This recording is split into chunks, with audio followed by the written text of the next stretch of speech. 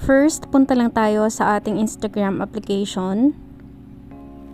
Next, click your photo here sa lower right side. Click nyo naman tong 3 lines dito sa upper right side or ang menu tab. Click Account Center. Click Personal Details.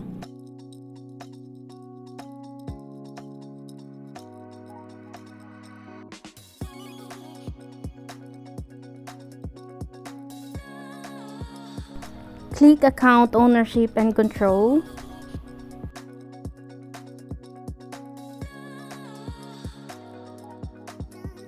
Here, kindly select deactivation or deletion. Then, piliin nyo naman kung ano yung account na i-deactivate niyo. Of course, our Instagram account. Here, you have 2 options. You can deactivate your account or delete your account permanently. But I highly suggest na ang piliin niyo ay ang deactivate account kasi anytime pwede kayong bumalik sa IG.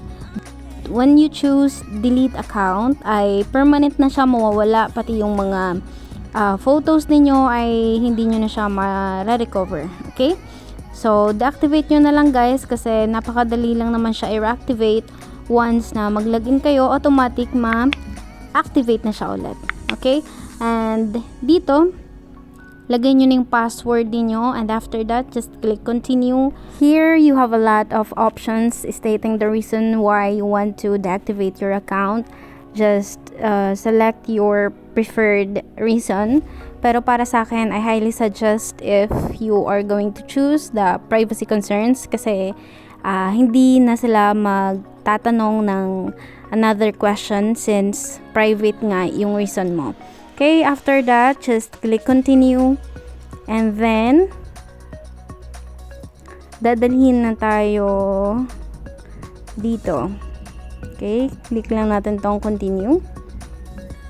And yeah, dito, once na clinic mo na yung deactivate account, automatic magla-log out na ang inyong Instagram account sa lahat ng mobile device mo. So, ayun lang. I hope na meron kayong natutunan and please don't forget to subscribe and hit the notification bell para lagi kayong updated sa mga post ko and your comments would be appreciated. See you in my next tutorial!